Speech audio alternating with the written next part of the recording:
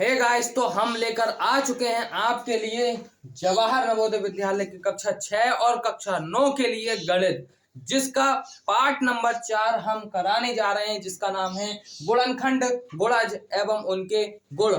हमने पार्ट 3 1 से लेकर 3 तक विद एक्सप्लेन और विद सवाल के हमने करा दिए हैं, जिसकी लिंक आपको डिस्क्रिप्शन बॉक्स में मिल जाएगी। अगर आप ये 4 चैप्टर देख रहे हैं, 4 नंबर चैप्टर, तो इनसे पहले आपको वो चैप्टर भी देखने अनिवार्य हैं, क्योंकि एक दूसरे से कंबाइन है। आइए और एक्सप्लेन करते हैं, लेकिन हमको ये पता होना चाहिए गुणनखंड किसे कहते हैं, गुणज किसे कहते हैं और उनके गुण क्या क्या होते हैं।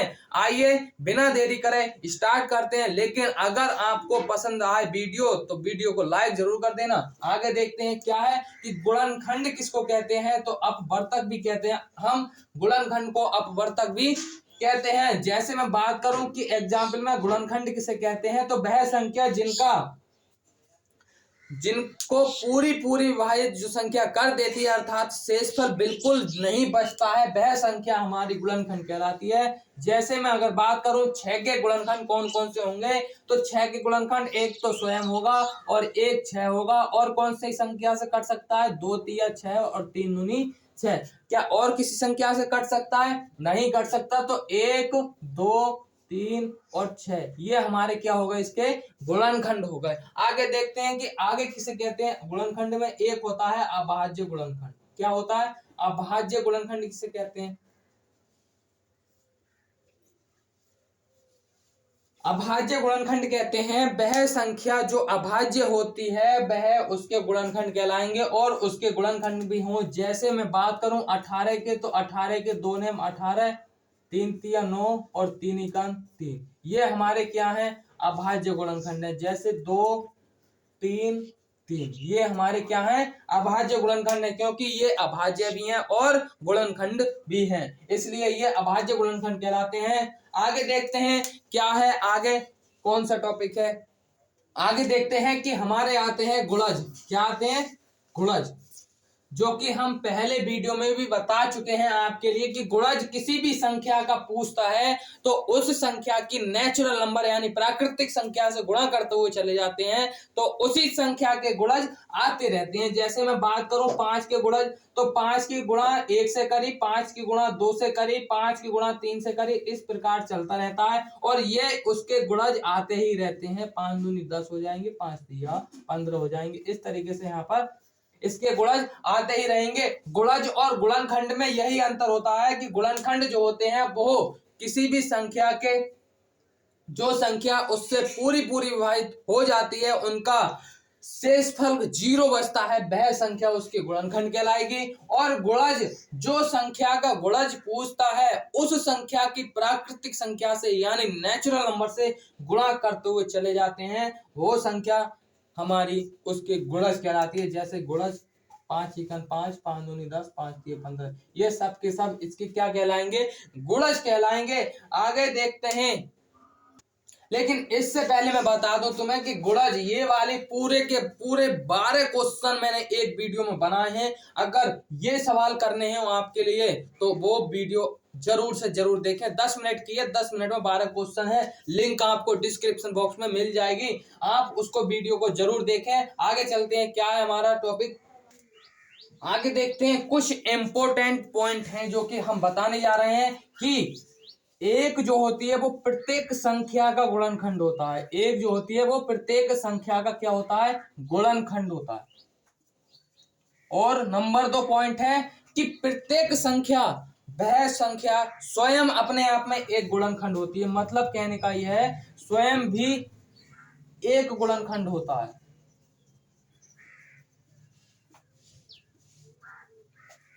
अब मैं बात करूं तो आगे की ओर चलते हैं।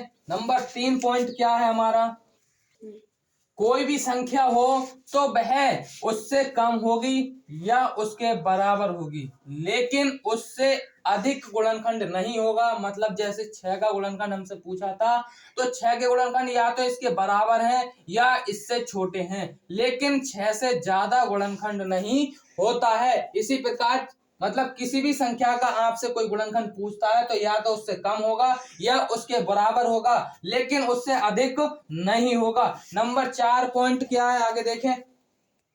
प्रत्येक संख्या की जो गुणनखंड होते हैं, जो गुणनखंड होते हैं वह निश्चित होते हैं। निश्चित मतलब कहने का यह है कि एक प्रकार से ना ही वो बढ़ सकते हैं ना ही वो घट सकते हैं। जैसे मैं बात करूं 6 के गुणनखंड की, तो 1 2 3 6, क्या आप इसको कम कर सकते हैं गुणनखंडों को? नहीं कर सकते। क्या आप इसको अधिक कर सकते हैं? नहीं कर सकते। इसी प्रकार प्रत्येक संख्या का गुणनखंड हमेशा निश्चित होता है। आगे चलते हैं, अब पार्ट के एक्सप्लेन हम समाप्त कर चुके हैं और सवालों की तरफ को चलते हैं और आगे बढ़ते हैं। पहला क्वेश्चन है कि 8 के सभी गुणनखंड लिखो। तो 8 के सभी गुणनखंड कैसे लिखेंगे कि हमें पता है गुणनखंड करने के लिए नंबर 1 कि एक और स्वयं प्रत्येक संख्या का खुद स्वयं गुणनखंड होता है। आगे देखते हैं कौन कौन सी संख्या से कर सकता है। 2 चौक 8, 2 से कर सकता है, 3 से नहीं, 4 दूनी 8। क्या अब और किसी संख्या से कटेगा? नहीं कटेगा। तो 1 2 4 और 8 इसके क्या हो गए? गुणनखंड हो गए। अब सवाल नंबर 2 देखते हैं कि 5 के गुणजों को लिखिए। 5 के गुणजों के 5 के प्रथम 4 गुणज लिखो। तो गुणज हमने बताई थी कि गुणज ज्ञात करने के लिए प्राकृतिक संख्या से गुणा करते रहते हैं। 5 के प्रथम 4 गुणज, तो 5 गुणा 1, 5 गुणा 2, 5 गुणा 3 और 5 गुणा 4, इस प्रकार से 4 गुणज आ जाएंगे। 5 एकम 5, 10, 15 और 20, ये क्या होगा? इसके गुणज हो गए। लेकिन अगर अब सवाल आ जाते हैं दूसरे, अब बताइए इसमें कि 7 की पावर 5 इंटू 11 की इंटू 9 की पावर 7 और 11 की पावर 9 के अभाज्य गुणनखंड कितने होंगे? अगर तुमसे घात दे रखी हो क्वेश्चन में और पूछे हैं कि कितने अभाज्य गुणनखंड होंगे, तो सबसे पहले जो संख्या दे रखी होती है उस संख्या को अभाज्य बना लो। जैसे ये 7 अभाज्य है, ये 11 भी अभाज्य है, लेकिन ये 9 भाज्य है। इसको हम भाज्य कैसे बनाएंगे? 7 की पावर 5 गुणा 3 की पावर 7 इंटू 3 की पावर 7 गुणा, यह इस तरीके से नहीं, पहले समझ लो आप। तो 3 गुणा 3 में इसको लिख सकता हूं की पावर 7 गुणा 11 की पावर 9। अब इसको मैं अलग अलग लिख सकता हूं। 7 की पावर 5 गुणा 3 की पावर 7 गुणा 3 की पावर 7 गुणा 11 की पावर 9। अब केवल और केवल कुछ नहीं करना है हमको, जितनी घात है सबको जोड़ दो। 5 प्लस 7 प्लस 7 प्लस 9 कितने हो गए? 5 7 12, 12 7 19, 19 और 9 28। कितने गुणनखंड होंगे हमारे? 28 गुणनखंड होंगे। और यह हमारा क्या है? आंसर है। 240 के कितने गुणनखंड होंगे? तो 240 के सबसे पहले हमें पता है कि एक तो खुद और एक तो 240 और एक हमेशा गुणनखंड रहते हैं। तो 240 को हम काट देते हैं। जैसे 2 एकम 2, 2 दूनी 4, लेकिन हम इस तरीके से गुणनखंड नहीं निकाल सकते। कैसे निकालेंगे? देखो, 2 छक्का 12, 0 का 0, 2 तिया 6, 0 का 0, 2 एकम 2, 15 दूनी 30, 3 पंजे 15 और 5 एकम 5। अब इस तरीके से ज्ञात करने के लिए सबसे पहले हमें गुणनखंड पता होनी चाहिए कि गुणनखंड हमें किस किस से कट जाएगा। ये तो कट जाएगा, ये 2 से कट जाएगा, 3 से कट जाएगा, 4 से कट जाएगा, 5 से कट जाएगा और 6 से भी कट जाएगा, 7 से कट जाएगा, 8 से कट जाएगा, 9 से 8 से भी कट जाएगा। इसके गुणनखंड तो बहुत होंगे, मतलब काफी गुणनखंड होंगे। इसलिए आप बताएंगे हमें कमेंट बॉक्स में कि इसके गुणनखंड कितने होंगे। जल्दी से जल्दी कमेंट करेंगे। 240 के गुणनखंड आपको कमेंट बॉक्स में बताना है, लेकिन 240 के अभाज्य गुणनखंड कितने होते हैं ये मैं बताता हूं आपके लिए। कितने होते हैं? 2 एकम 2, 2 दूनी 4, 0 का 0, 2 छक्का 12, 0 का 0, 2 तिया 6, 0 का 0, 2 कम 2, 2 पंजे 10 और 2 3 पंजे 15 और 5 एकम 5। कौन कौन से गुणनखंड होंगे इसके? अभाज्य गुणनखंड। ये सारे के सारे अभाज्य गुणनखंड है इसके। 2 गुणा 2, 1 2 3 4 5, नहीं 3, 4 के बाद 3 फिर 5, ये इसके क्या है? अभाज्य गुणनखंड हैं। अब इसके गुणनखंड कितने होंगे वो आपके लिए हमें कमेंट बॉक्स में बताना है कि इसके कितने, और जो बच्चा इसमें कमेंट में बताएगा कि इसके कितने गुणनखंड होंगे, और कल को हम इसी जगह इसी चैनल पर आपका नाम लेंगे। तो आगे देखिए अगला सवाल क्या है। जैसे क्वेश्चन है कि 6 के प्रथम 4 गुणजों का योग क्या होगा, तो हम 6 के प्रथम 4 गुणज पूछे हैं तो 4 गुणज हमको पता होनी चाहिए। गुणज कैसे निकालते हैं हमने बता दी है बहुत अच्छी तरीके से। तो 6 का 6, 6 दूनी 12, 18 और 24 इसके गुणज हो गए। लेकिन अब इसने पूछा है इनका योग, सबको जोड़ दो, 6 और 2 8 और 8 16, 16 और 4 20 का 0, हासिल लगे 2 3, 3 और 4, 4 और 2 6, 60 क्या होगा इसका आंसर होगा। इसका अंतर कितना होगा नहीं बता सकते, इसलिए हम आपके लिए योग बता रहे हैं। लेकिन अगर बात करें अगले सवाल की, तो अगला सवाल होगा जैसे कि 6 के प्रथम, नहीं चलो क्वेश्चन चेंज कर देते हैं कि 5 के प्रथम 4 गुणजों का के योग का अंतिम अंक बताएं क्या होगा। क्या अंतिम अंक, तो कैसे ज्ञात करेंगे, सबसे पहले 4 गुणज ज्ञात कर लेंगे 5 की, तो 5 गुणा 1, 5 गुणा 2, 5 गुणा 3 और 5 गुणा 4 ये इसके गुणज हो गए।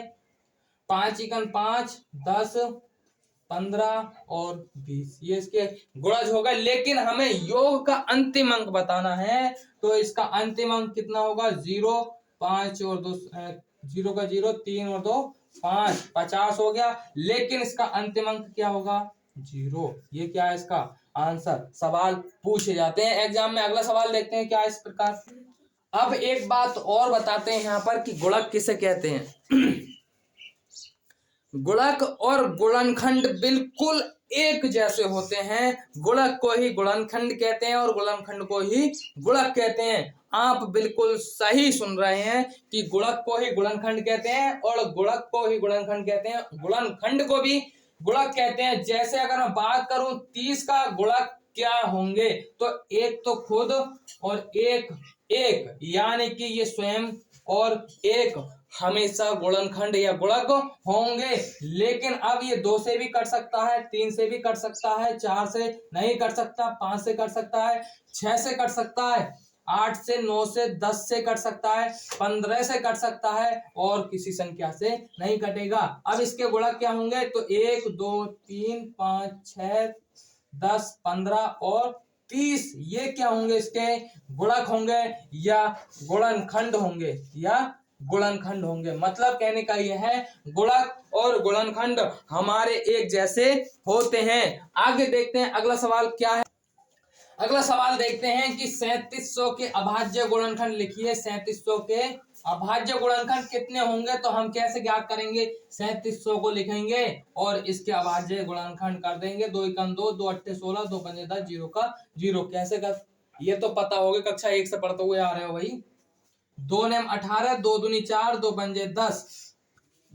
क्या 5 से काट सकते हैं, 5 से 5 एकम 5 बचे 4, 5 अट्ठे 40, 5 पंजे 25। मैंने कहा सही काट दिए। हाँ, फिर 5 से काट दो, 5 दिए 15 बचे 3, 5 सत्ते 35 और 37 एकम 37, क्योंकि ये 37 अभाज्य संख्या है। अब कौन कौन से इसके अभाज्य गुणनखंड है, 2 गुणा 2 गुणा 5 गुणा 5 गुणा 37 ये इसके अभाज्य गुणनखंड हो गए। मैं एक सवाल देता हूं आपके लिए, उसका आंसर कमेंट बॉक्स में बताएंगे कि 1024 के अभाज्य गुणनखंड कितने होंगे। कितने, 1024 के अभाज्य गुणनखंड कितने होंगे। सब अपना आंसर हमारा कमेंट बॉक्स आपके लिए चालू रहेगा, उसका आंसर आप कमेंट बॉक्स में बताना है। और आपका कोई डाउट हो तो क्वेश्चन भी आप कमेंट बॉक्स के माध्यम से पूछ सकते हैं। अगला सवाल क्या है देखते हैं। अगला सवाल क्या है, अब इसके अभाज्य गुणनखंड आपसे पूछी है कि 4 की पावर 11 इंटू 7 की पावर 5 इंटू 11 की पावर 3 के अभाज्य गुणनखंड कितने होंगे। तो हमें पता होनी चाहिए कि इस तरीके के सवाल दे रखा हो आपके लिए और उसके अभाज्य गुणनखंड पूछ लिया हो, तो सबसे पहले इसका जो बेस होता है उसको अभाज्य बना लो। तो उसके अभाज्य बनाने के लिए क्या 7 अभाज्य है, आपका आंसर होगा यस सर ये अभाज्य है। ये 11 अभाज्य है, आपका आंसर होगा यस सर ये भी अभाज्य है, लेकिन 4 के अभाज्य है, आपका आंसर होगा नहीं। तो बना लो फिर, इस 4 को लिख सकता हूं मैं 2 गुणा 2 और इसकी पावर है 11 और इसको 7 की पावर 5 और 11 की पावर 3। आगे देखते हैं, इसको 2 की पावर 11 अलग लिख सकते हैं, 2 की पावर 11 अलग लिख सकते हैं, 7 की पावर 5 अलग लिख सकते हैं और 11 की पावर 3 अलग लिख सकते हैं। फिर पुराना वाला कंसेप्ट लगा दो कि सबकी पावर को ऐड कर दो, 11 प्लस 11 प्लस 5 प्लस 3। अब इनको जोड़ दो, 11 दूनी 22, 5 27 और 3 30। ये क्या होगा, हमारा आंसर होगा। एक सवाल और देता हूं मैं आपके लिए, वो आपको कमेंट बॉक्स में बताना है कि 8 की पावर 9 गुणा 7 की पावर 3 गुणा 5 की पावर 6 के अभाज्य गुणनखंड कितने होंगे, के अभाज्य गुणनखंड कितने होंगे, ये आपको कमेंट बॉक्स में बताना है। आंसर आपको कमेंट बॉक्स में लिखना है, लेकिन याद रखना कंसेप्ट और डिटेल दोनों प्रोवाइड कराई जा रही हैं। इससे पहले अगर आप हमारे चैनल पर नए हैं तो चैनल को सब्सक्राइब जरूर कर लें, ताकि अगर इस तरीके का कंटेंट कोई प्रोवाइड कराता है तो आप वहां पर जाकर पढ़ सकते हैं, हमें आपसे कोई भी दिक्कत नहीं है। आगे देखते हैं, इसी प्रकार अगला सवाल होगा हमारा। जैसे सवाल है कि 15 तक 5 के कितने गुणनखंड होंगे, 5 के कितने गुणज होंगे, सॉरी कितने गुणज होंगे, कितने गुणज होंगे। तो हमें संख्या बतानी है कि कितने गुणज होंगे भाई। 5 के गुणज निकाल लो, 5 एकम 5 2 3 5 एकम 5 5 दूनी 10 5 तिया 15। लेकिन हमसे पूछे कहां तक है, 15 तक, तो 15 ये संख्या आ गई। 1 2 3 कितने गुणज होंगे, 3 गुणज होंगे। इसी प्रकार अगला सवाल हम करते हैं आपके लिए। सवाल दे रखा है आपके लिए कि क्वेश्चन नंबर है 5 के गुणज, 5 के प्रथम 4 गुणज के योग से जो संख्या आती है उस संख्या के इकाई और दहाई के स्थान को चेंज करके जो संख्याएं आती है उनके योग व अंतर दोनों ज्ञात करना है। मतलब योग से अंतर ज्ञात करना है, तो जो संख्याएं आती है उनका अंतर ज्ञात कर दो। पहले 5 के 4 गुणज, 5 गुणा 1 5 गुणा 2 5 गुणा 3 और 5 गुणा 4, 5 10 15 और 20, ये हमारे गुणज आ गए। अब इनको योग कर लो, 5 और 5 10, 1 और 1 2 3 और 2 5, ये आ गए हमारे 50। लेकिन इसके दहाई और इकाई को चेंज कर दो, 50 को मैं ऐसे लिख सकता हूं और 50 को मैं ऐसे लिख सकता हूं। अब पूछा है कि इसका अंतर ज्ञात करो और योग ज्ञात करो, तो इनका योग आ जाएगा 5 5 0 और 5 5 55। कितना आ गया हमारा योग, इसका 55 आ गया। लेकिन इसका अंतर भी पूछा है, तो 50 और 0 5, कितना आएगा, 10 में से 5 गए, 5 बचे, यहाँ बचे 4, 4 में से 0 गया, इसका 45 अंतर आ गया। किसके समझ में नहीं आया हो, समझ में आया हो तो वीडियो को लाइक जरूर करें, और समझ में आया हो तो वीडियो को शेयर करें, और हमारे चैनल पर नए आए हो तो हमारे चैनल को सब्सक्राइब करें और बेल आइकन पर ऑल का प्रेस जरूर करें, ताकि आप हमारी वीडियो मिस ना करें। आप जवाहर नवोदय विद्यालय की कक्षा 6 और कक्षा 9 के सभी छात्र छात्राओं को अच्छी प्रिपरेशन, अच्छा कंटेंट और अच्छे तरीके से समझाने के लिए हमारे चैनल को सब्सक्राइब करें। अब मिलते हैं अगले पार्ट के साथ, जिनका नाम होगा लासा तथा मासा। तब तक के लिए जय हिंद, जय भारत।